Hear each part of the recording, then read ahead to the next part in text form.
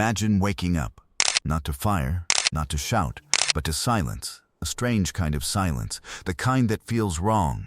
You look around, and something has changed. The market is quieter today, the streets less crowded. A shop that was open yesterday is closed, and then you notice something else. Someone is missing, a neighbor, a friend, gone. No warning, no explanation, just gone. And then, you hear it. A cough, not ordinary. Deep, violent, Who's there? uncontrollable. You turn. Someone is leaning against a wall, struggling to breathe. And in that moment, a terrifying realization begins to form. This isn't an accident. This isn't random. This is spreading. Because in a medieval city, death didn't always come with flames. Sometimes it came unseen. Medieval cities weren't built for hygiene. They were built for defense, for trade, for survival. People lived close, very close. Homes stacked beside each other, families packed into single rooms, and entire streets filled with life. But that closeness came at a cost. Because where people gather, disease follows. There were no sewers, no clean drainage systems. Waste, human and animal, was thrown directly into the streets. Open gutters carried filth through the city. And when it rained, it didn't wash the city clean. It spread everything further. Water sources became contaminated. Wells, once trusted, turned into silent threats, and people kept drinking because they had no other choice. Inside the city, conditions were ideal, not for people, but for disease. Food spoiled quickly. Meat hung in the open air. Flies moved freely between waste and meals. Rats thrived.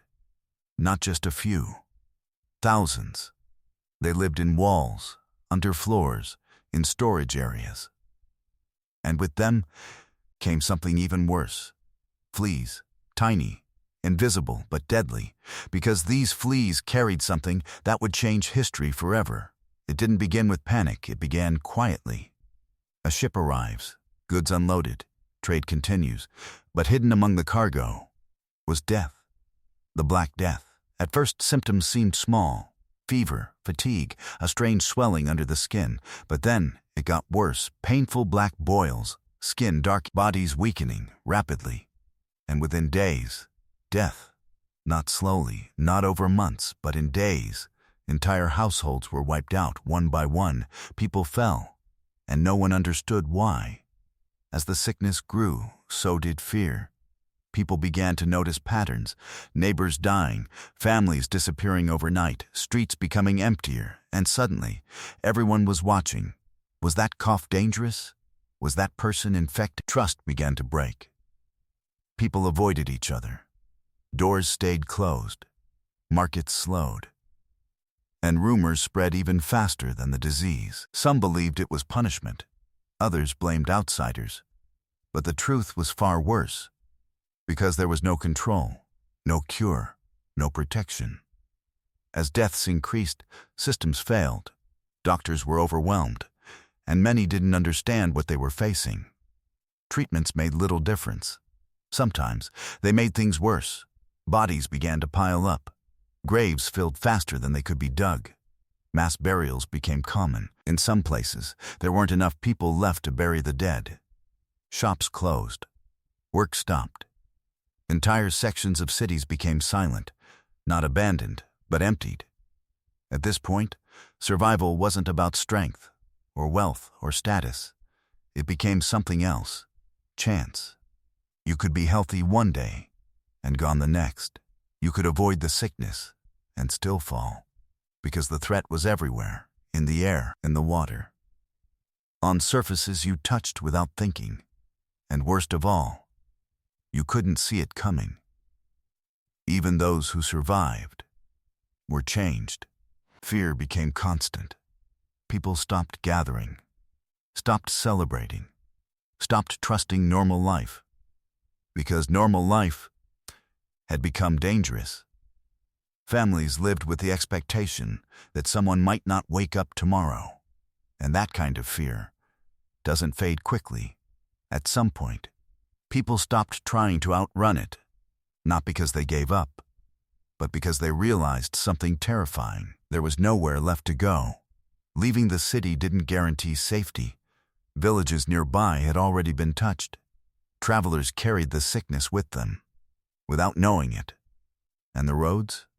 They became paths of uncertainty. Some who fled never made it.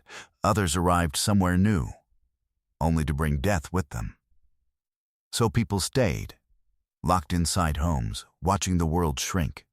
Doors closed not just for safety, but out of fear of what might be waiting outside. And inside? The silence grew heavier. Because if someone in the house became sick, everyone else was already exposed. There was no distance, no isolation, no second chance.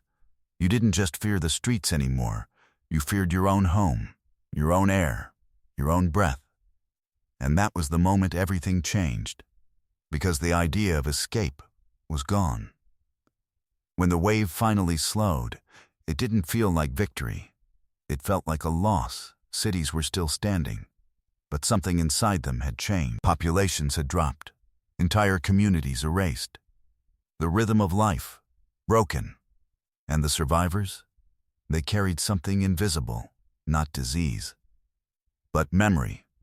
The memory of a time when death moved silently through their streets, when survival was never guaranteed. But here's the truth history doesn't always tell clearly. The Black Death wasn't the only killer. It wasn't even the first, because medieval cities were filled with dangers. Some fast, some slow, but all deadly. And in the next story, we uncover another threat. One that didn't need rats or ships or warning. It was already there, waiting,